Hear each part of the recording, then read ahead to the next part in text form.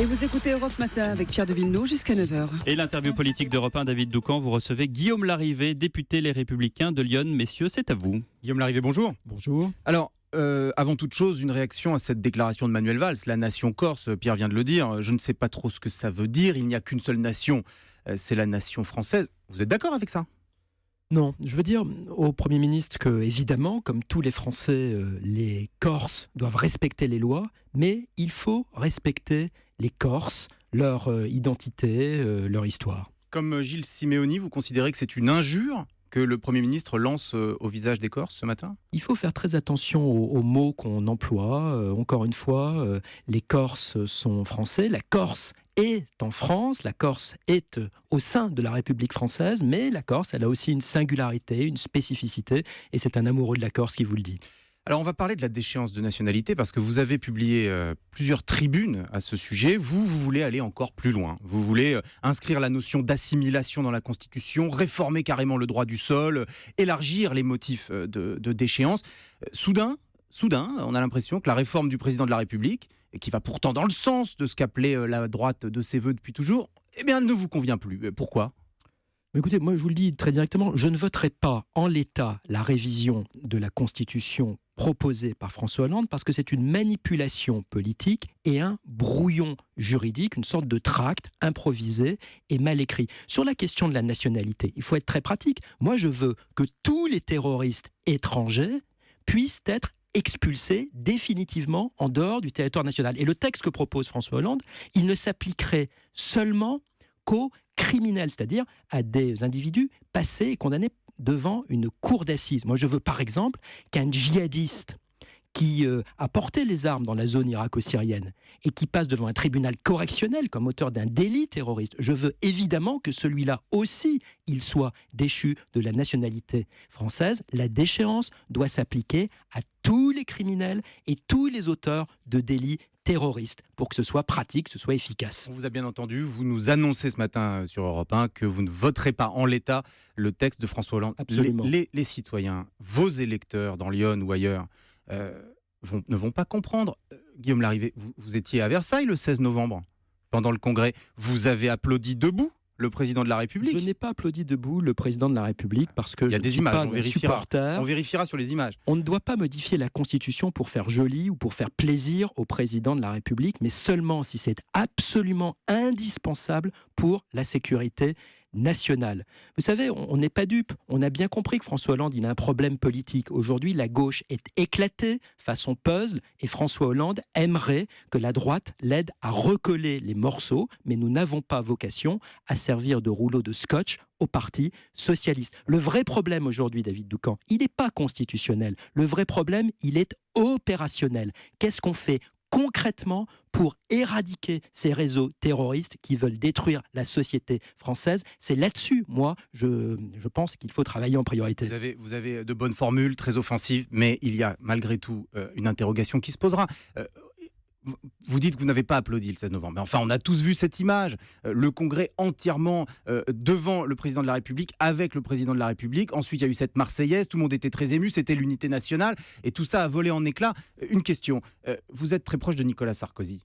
En 2010, discours de Grenoble, il a voulu faire la déchéance de nationalité. Il y a renoncé. Il y a renoncé suite à une fronde de sa propre majorité qui était menée à l'époque par Jean-Louis Borloo. François Hollande y tient bon. Malgré les cris d'orfraie dans son propre camp, il tient bon. Est-ce que François Hollande n'a pas eu le courage aujourd'hui de ce qui a manqué à Nicolas Sarkozy à l'époque ?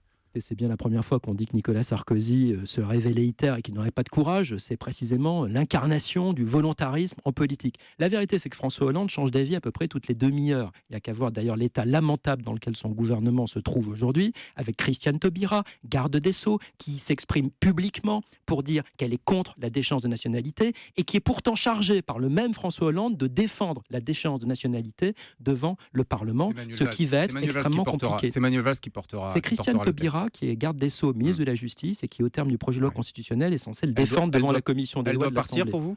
Je ne sais pas, mais enfin, en tout cas, qu'elle se taise. Une question sur ces chiffres qui sont à apparaître. Ce sont des chiffres de la délégation interministérielle à la lutte contre le racisme et l'antisémitisme. Les actes anti-musulmans ont été multipliés par 3 en 2015. Est-ce que ça vous inquiète ? Ce que je constate en tout cas, c'est que la communauté nationale aujourd'hui est fragilisée. Et précisément, plus il y a de tensions, plus il faut consolider la communauté nationale, plus il faut sauvegarder la paix civile. Et c'est pour ça, David Doucan, par exemple, que je suis convaincu qu'il faut promouvoir ce qu'on appelle l'assimilation à la communauté nationale. C'est quoi l'assimilation? C'est une idée toute simple. On doit devenir français, pas du tout de manière automatique, mais seulement si on en exprime la volonté, si on connaît notre langue, si on connaît notre histoire, si on respecte nos lois, si on respecte nos valeurs, si on est fier de l'héritage français et si on a aussi la volonté de participer pleinement à ce qu'est la France. Vous savez, plus les temps sont difficiles, plus les tensions sont vives, plus il faut réaffirmer avec fierté ce qu'est la France et ce qu'est être français. Ces tensions que vous évoquez, est-ce que la ligne très dure que vous incarnez avec d'autres au sein des Républicains sur l'immigration, sur les questions d'intégration, est-ce que ce discours-là ne peut pas permettre des déblocages et attiser les tensions? Est-ce que vous êtes sûr de votre ligne sur ces questions-là? Je suis convaincu d'une chose sur le fond, c'est qu'il faut être ce que l'on est. Moi, je suis de droite et je suis pour une droite de droite qui s'assume, qui propose des solutions opérationnelles, qui a des valeurs et qui dit les choses de manière très, très franche, très directe. Vous savez, j'ai 38 ans, je suis député depuis 3 ans. Je ne suis pas là pour être un robinet d'eau tiède, mais pour dire les choses telles qu'elles sont, avec beaucoup de sang-froid, avec beaucoup de détermination, pour trouver des solutions utiles à la France et aux Français. La polémique sur la déchéance de nationalité à gauche vous a beaucoup fait sourire. Vous êtes moqué des divisions socialistes dans plusieurs de vos tweets. Donc on va parler un petit peu de votre famille politique aussi. Il y a une primaire qui va commencer dès lundi, qui s'annonce saignante. D'abord, un premier point, pour vous, il faut en avancer la date. Je crois que c'est prévu pour novembre. Non, la date de la primaire, c'est secondaire. Il y a une date qui est prévue pour l'automne. Voilà. Non, le vrai sujet. Certains ont demandé.